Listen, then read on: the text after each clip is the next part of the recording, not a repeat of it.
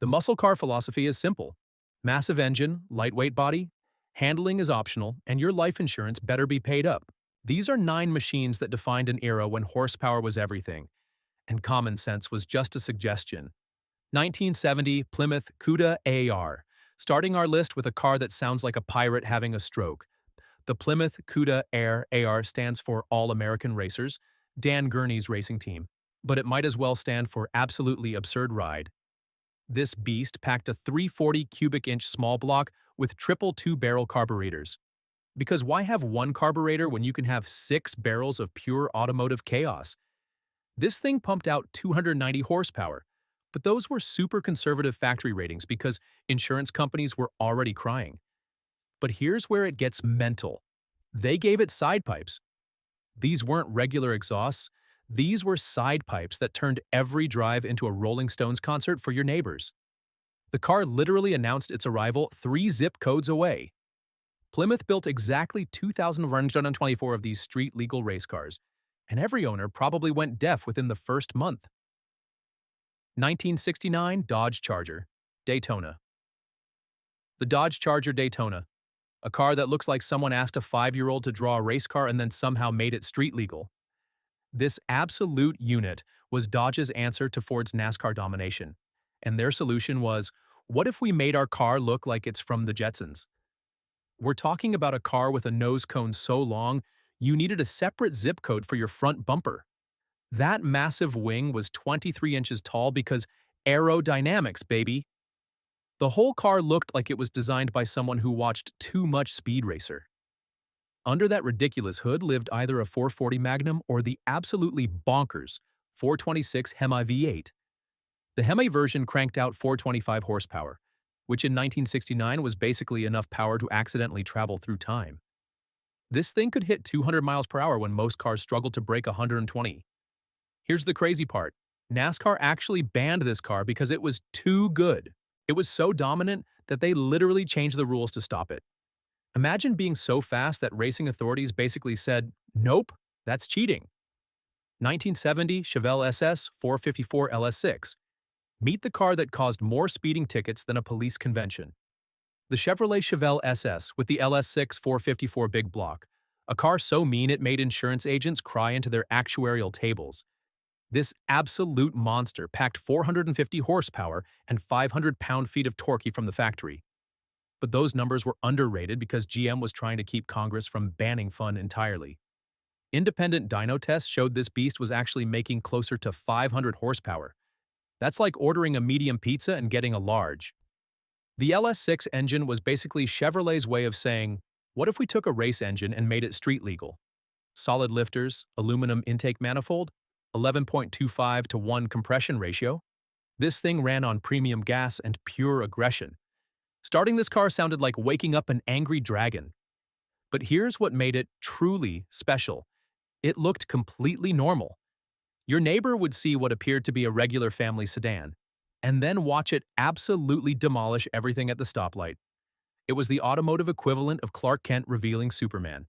1969 Camaro ZL1.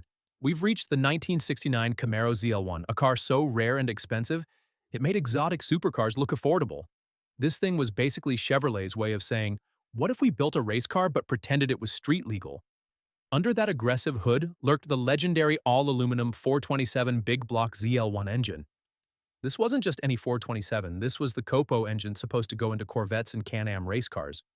We're talking 430 horsepower officially, but everyone knew it was making way more than that. Here's the insane part. This car cost more than a Corvette. In 1969, you could buy a brand new Corvette for about $4,500, but the ZL1 Camaro cost over $7,200. That's like buying a Honda Civic that costs more than a Porsche 911. Only 69 people were brave enough or rich enough to buy one. The car was so fast and violent, it came with mandatory racing slicks because regular tires would just evaporate. Chevrolet basically said, here's your street car, also here are racing tires because physics. 1970 Buick GSX Stage 1. The most underrated muscle car in history, the 1970 Buick GSX Stage 1. This is proof that sometimes the quiet kid in class is actually hiding a flamethrower in their backpack. Buick took their luxurious Grand Sport and basically fed it nothing but protein powder and pure rage. The Stage 1 455 big block got pumped out 360 horsepower and an absolutely bonkers 510 pound-feet of torque. That's more torquey than most modern supercars. This thing had so much low-end grunt, it could pull stumps while playing classical music. But here's what made it special. It was a Buick. People expected Chevelles and Camaros to be fast, but nobody expected Grandpa's luxury car to absolutely annihilate everything at the drag strip. It was like watching your accountant suddenly become John Wick. 1970 Oldsmobile 442W30. Meet the Oldsmobile 442W30. The muscle car that perfectly mastered the art of looking normal while being absolutely mental. Under that innocent-looking hood lived the legendary 455 cubic inch W30 big block that officially made 370 horsepower, but dyno tests showed it was cranking out closer to 400. But here's where it gets absolutely brilliant. The W30 package included functional ram air induction that literally sucked cold air through the hood. Those weren't just decorative scoops. They were feeding this beast the oxygen it craved. Plus, it came with aluminum intake manifold, special cam, and exhaust that sounded like controlled thunder. The 442 could run quarter miles in the low 13s, while your passengers enjoyed luxury interior and smooth ride quality. 1969 Dodge Super B six-pack. The Dodge Super B six-pack, a proof that you didn't need to be rich to go fast. You just needed to be slightly unhinged. This was Dodge's answer to, what if we made a muscle car for regular people who still wanted to terrify their neighbors? The 440 six-pack engine was absolutely mental. 3 two-barrel carburetors working in perfect harmony to deliver 390 horsepower of pure American aggression. The center carb handled normal driving, but when you floored it, all 3 opened up like the gates of automotive hell. This car was built for one purpose: straight-line speed. Cornering was more of a suggestion than an actual capability.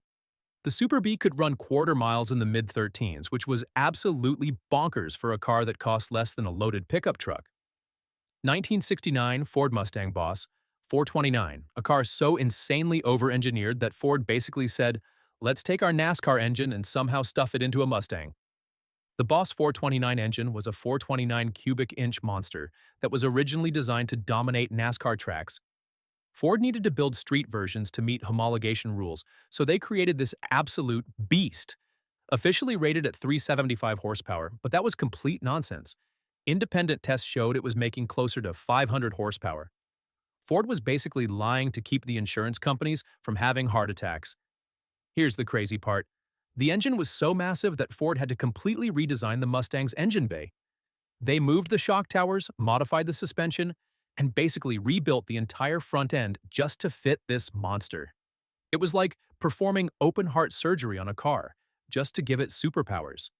1970 Dodge Challenger RT426 HEMI. And our #1 spot goes to the ultimate expression of American muscle car madness.